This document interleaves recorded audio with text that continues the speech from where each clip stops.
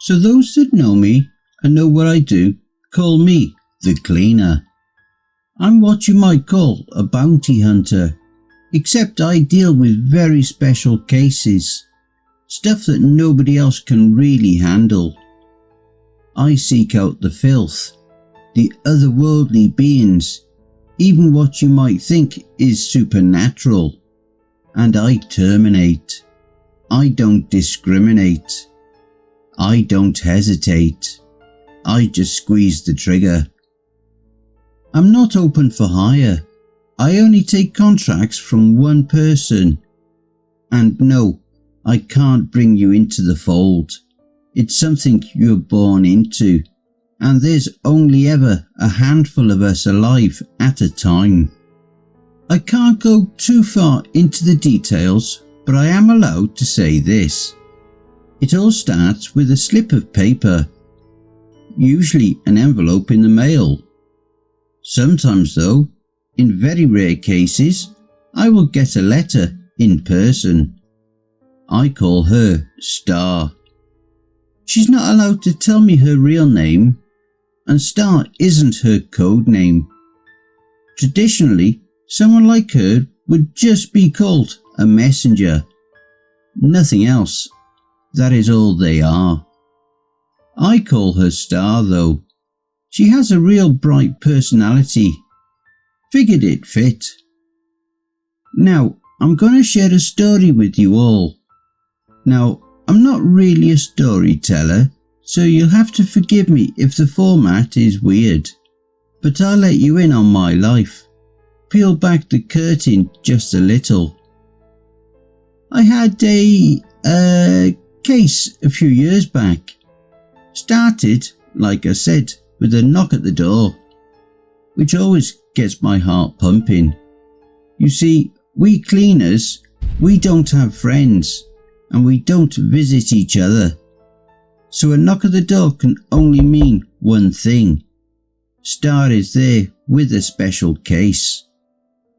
I unlocked the deadbolt, grabbed the cold doorknob and slowly edged the door open. There was Star, as expected, greeting me with a huge smile she always had on. Morning, Mr. Clean. How you doing? She asked politely, moving her bangs out of her eyes. I returned the smile and motioned for her to enter. Still alive, so I'm doing better than most of the people I know. We made our way into the kitchen and poured her a glass of water, something I always did for a messenger. I'm going to take a wild guess and assume this isn't a social visit. I handed her the glass of water. Oh, thank you. She took the glass and sipped on the water before replying. You know, one of these days I'm just going to pop by to hang out. It was a nice thought, but I knew it could never happen. It's against the rules, and no one breaks the rules. But you are right. She pulled an envelope from her back pocket. This one is going to be a toughie. There were 2 pictures. Usually I only got one. She placed them on the table. The photos were of 2 monstrous looking beasts, hairy and huge. I instantly recognised what they were and immediately got a pit in my stomach. Star must have noticed because she responded with a reassuring pat on the back. You can do it? They were lycanthropes, or more commonly known as werewolves. They're about as tough as it gets. Yeah, probably, but 2, really? I shook my head and sighed. Am I to take them on alone? Yuppers, and we both know what that means. She paused to drink more water. They're mating, so we're going to need you to deal with this as quickly as possible.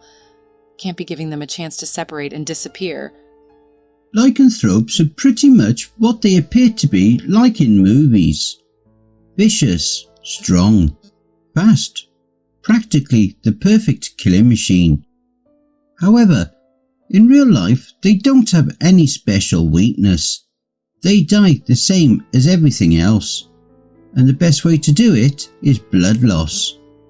Explosives work well too, but that can tend to get messy and you might blow yourself up. I prefer hit and run tactics. That's a problem when there's two though. You have to severely injure both of them before they have a chance to rip you to shreds. It is preferred to take them out before they have a chance to morph. You've got a 50-50 on that though. Normally you won't see two in the same place because they are very territorial. I groaned again.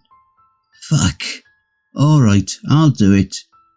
Give me 2 weeks tops. If I don't check in, I'm dead. Contact 2 if that happens. She can take over the case. I doubt it'll come to that.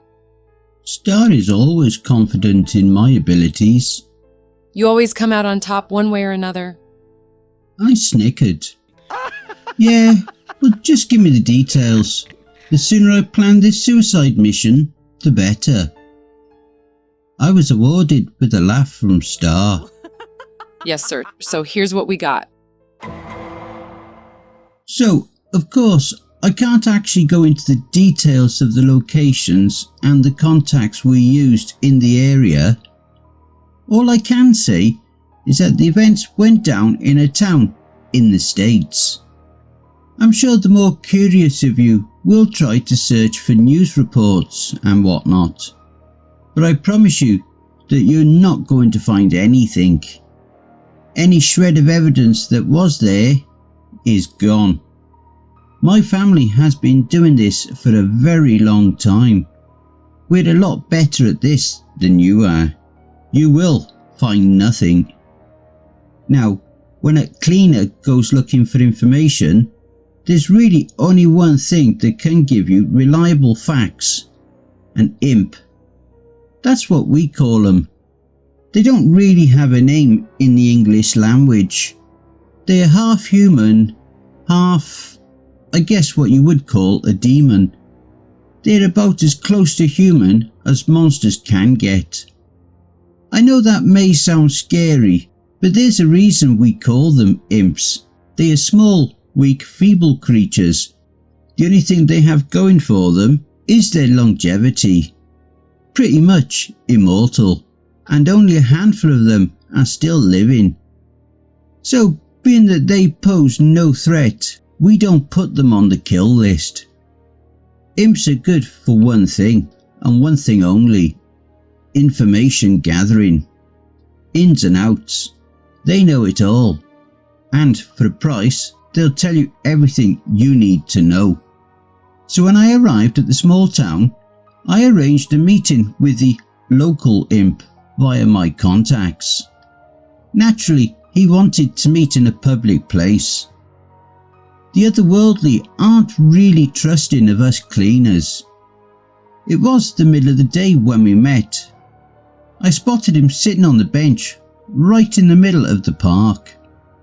To the average passerby, he might just look like a small, odd-looking middle-aged man, not worth more than 2 looks. I instantly noted the signs, however. Pointed left ear, hunched posture, 1 red eye and 1 blue.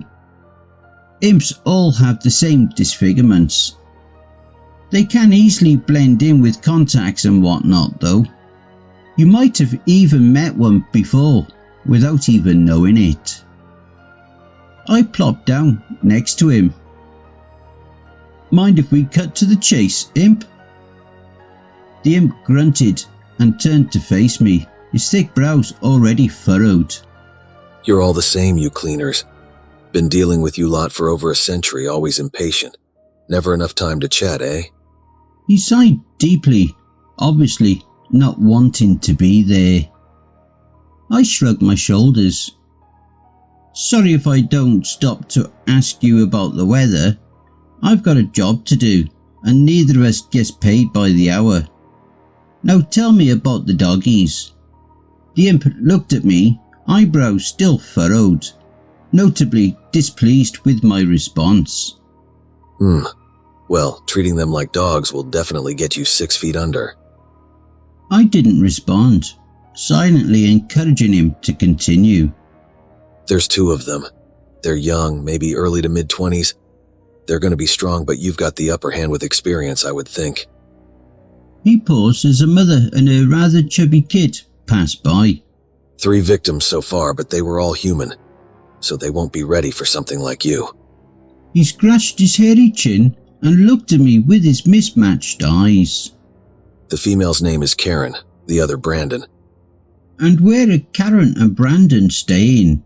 I inquired. There's a lodge in the woods, east all the way at the back. They're on private property. They stay there on the weekends. He rubbed his eyes and yawned. Are we done yet? I need a nap. Last question. Why haven't they been caught yet? 3's a lot of missing people. The imp was quick to respond. They only take homeless people that won't be missed. And before I could ask anything else, he was up on his feet, hobbling away. Good luck, cleaner. You're gonna need it.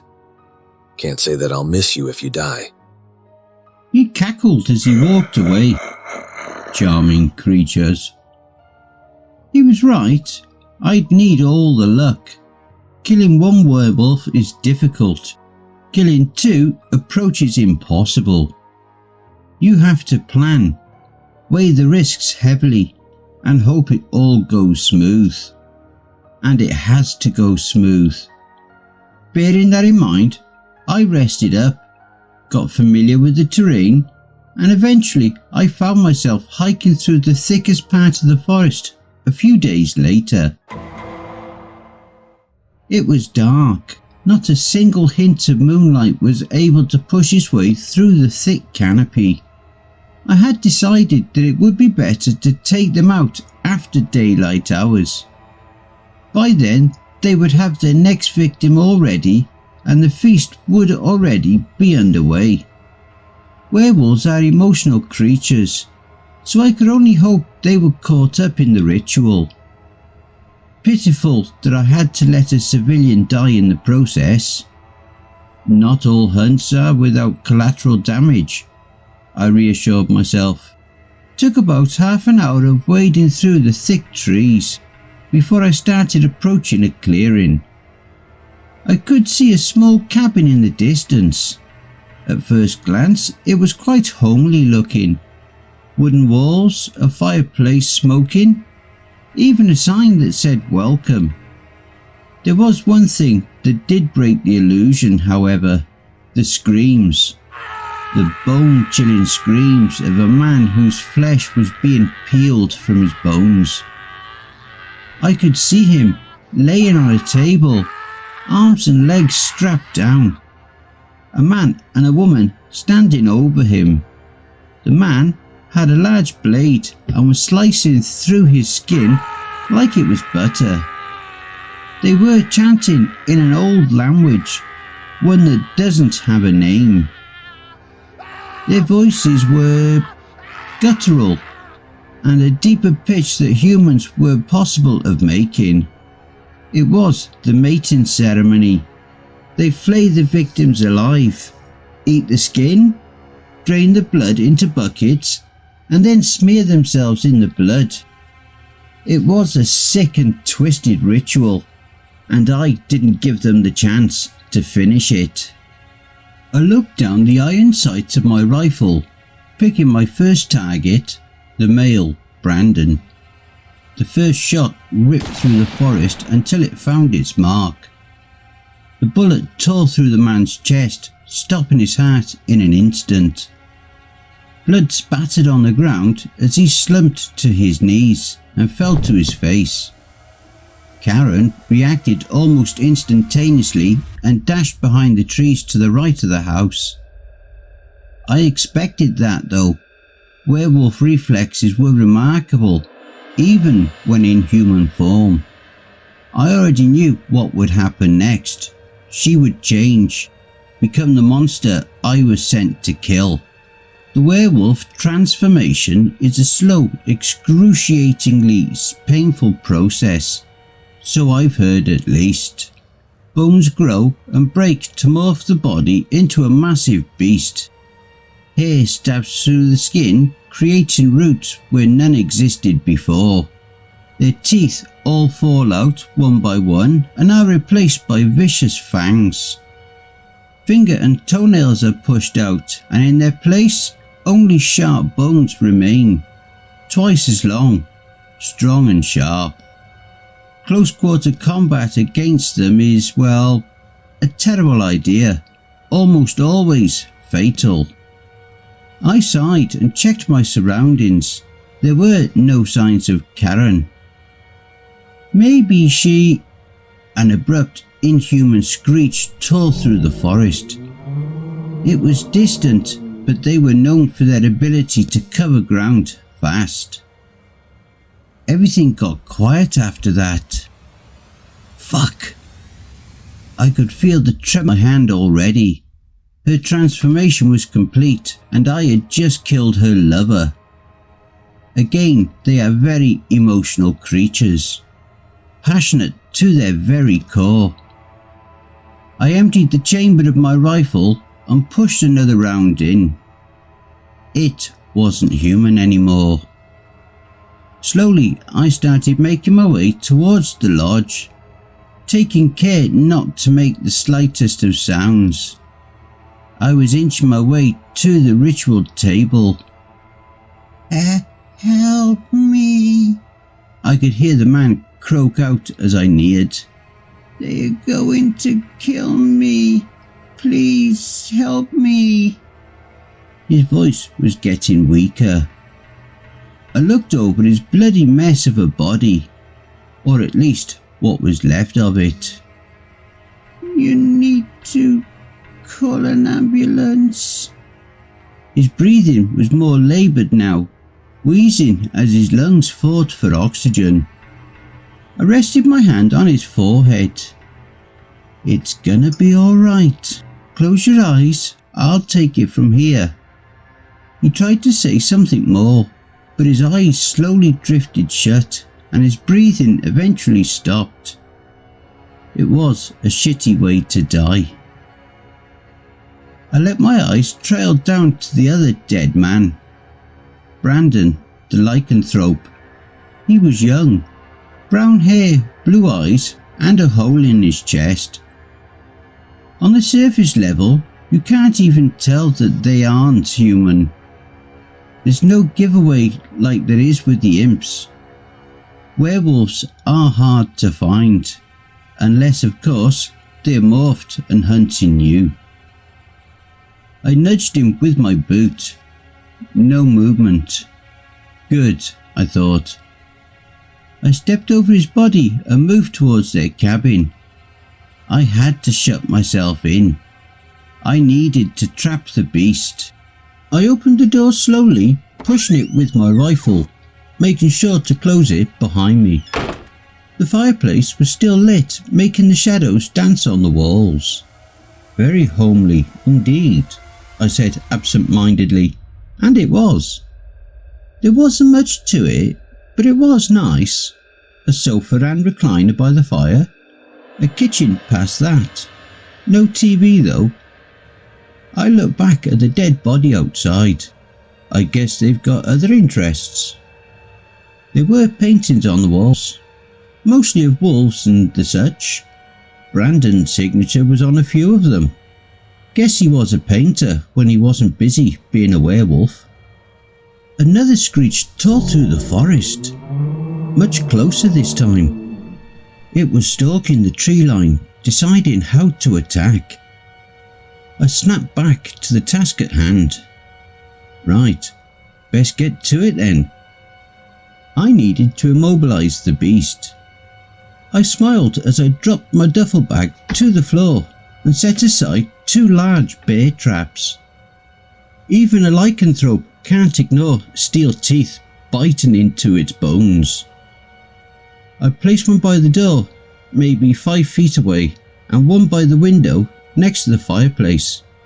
This ought to do. I waited and I waited. 3 hours went by before I heard it again. The beast was smart to wait that long. I was tired and the recliner was definitely helping me to fall asleep. especially with the warmth of the fire. However, the second I heard it, my adrenaline kicked into overdrive. It was circling the house, heavy footfalls making solid thuds. It made no attempt to hide its presence, growling every other breath.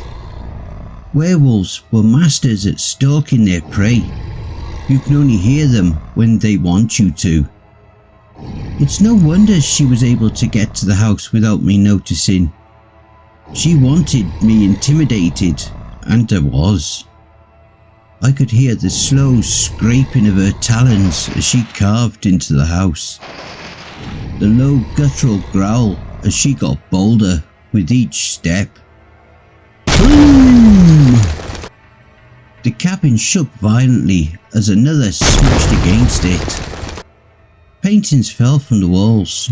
My body trembled, and then it got quiet. No more footsteps, no more growling.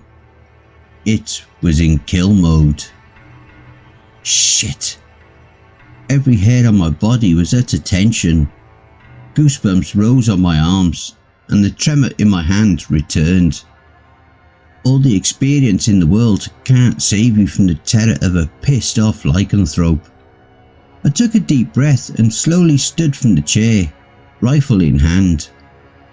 I doused the fire and positioned myself in the centre of the room, equal distance to either of the traps. With the fire out, it was dark, and hopefully it wouldn't see the bear traps. You will die. It was a deep, almost demonic thing to hear a werewolf talk. Before I could react, the beast burst through the front door. I had to duck as the door flew past my head and crashed into the kitchen. There wasn't much light, but I could see enough. Maybe 8 feet tall, black fur, several 100 pounds. It was frightening. Muscles bulging, eyes glaring, fangs bared. It was pissed at me. I couldn't afford to waste a second though. I raised the rifle and opened fire. Shot after shot. 3 times I fired on the beast. The attack barely phased it as it only walked closer. The bullets ripped through its body and blood slowly leaked out, coating the monster with a crimson glow. But it didn't care. They're tough. I just had to buy time, wait for it to step into the trap. "That's it, come and get me!" I shouted, squeezing the trigger once more. The bullet hit its ear and the beast roared in anger. Just one more step and I had the monster. Yeah, that. It stopped right in front of the trap and leaned forward so that its head was in the moonlight. Ears flat against its wolf-like skull, grey eyes staring me down as it bared its fangs at me. It flung the bear trap to the side, causing it to clatter against the wall and snap shut. Die now. It roared menacingly, and before I could react, it lunged at me, clearing the distance in one leap. It swatted me like a fly and sent me crashing into the fireplace. I hit hard and nearly cracked my skull open on the brickwork. Her sharp claws had sliced through my vest like butter and gashed me open. Everything was blurry and my head felt like it was swimming in circles. I managed to push myself off of the ground. I was greeted with another ear-splitting screech. I felt my eardrums pop as I fell back against the fireplace. Even from across the room, I could feel how hot its breath was, and the smell. It reeked of death. However, I couldn't afford not to act. I reached for the pistol on my belt and opened fire again. I was dazed, but I got lucky. The bullet hit it in the head. It wasn't enough to kill it, not by a long shot, but it gave me a chance to move. I could see it fall back and break the small dining table it was next to. It was disorientated, and I used that to make my way to the window. I stumbled as I walked, almost falling on the trap that I had set earlier. I lifted the glass pane and threw myself onto the window sill. I let my body slowly slide out the other side. I needed to put distance back between us, formulate a new plan. Fuck! My ankle erupted in pain. I could hear an audible pop as the werewolf crushed my bone with its grip, while also digging its sharp nails into my skin. It had caught my leg just as I was sliding out. "You fucking bitch!" I shouted. My entire leg felt as though it was on fire. I was in a bad spot, more or less, dangling out of the window. I could see its head sticking halfway out of the window now. I fired multiple rounds into its jaw, not giving it a chance to finish the sentence. The beast jerked its head back, smashing the top of the window as it did.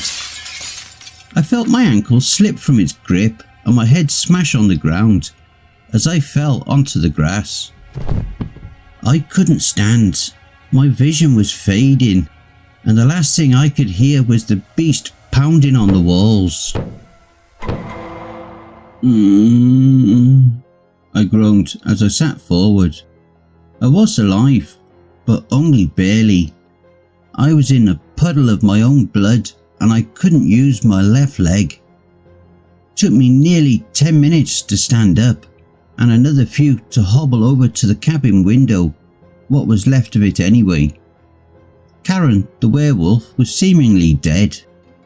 I leaned myself against the walls and peered inside.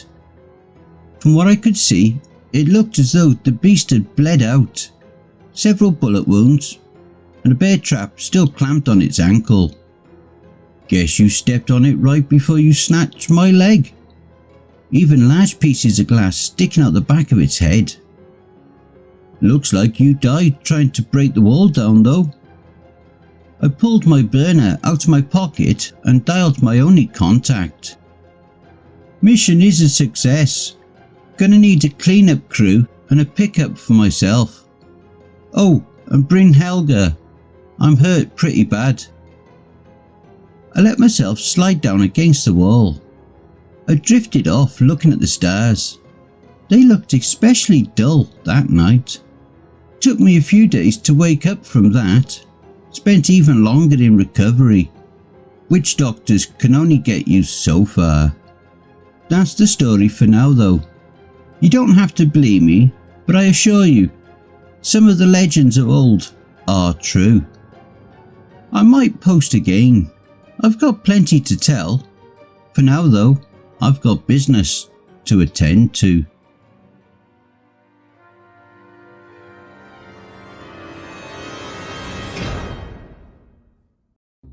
I hope you enjoy the blooper reel. Now, I'm going to share a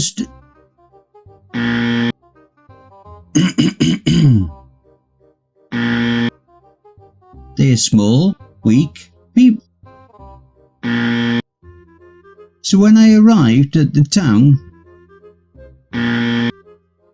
the imp looked at me, eyebrows still raised. Werewolves are emotional creatures, so I could only hope they were caught up in the and a deeper pitch than humans were possibly.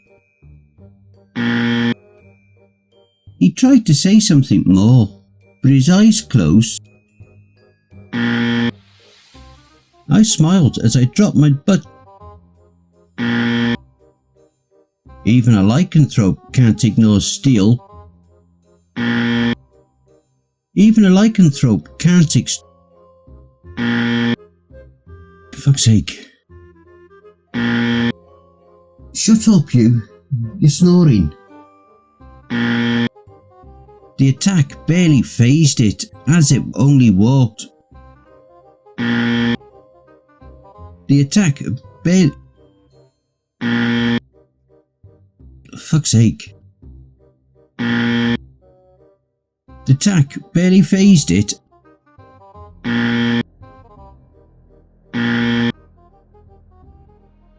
Hey family, a very big thank you to I Own Cows for allowing me to narrate this awesome story. Be sure to check out his Creepypasta fandom profile for more awesome stories. If you would like to support us and make a donation, I'd be very much appreciative. I do have PayPal and a Buy Me a Coffee account. Be sure to check out our merch store. You can also follow us. All my socials and all my other links are contained within the Linktree link below. If you have enjoyed this video, then why not check out the next one here on the right hand side. Take care everyone, and I hope you all have a wonderful and peaceful night. And don't forget, where fear is, happiness is not.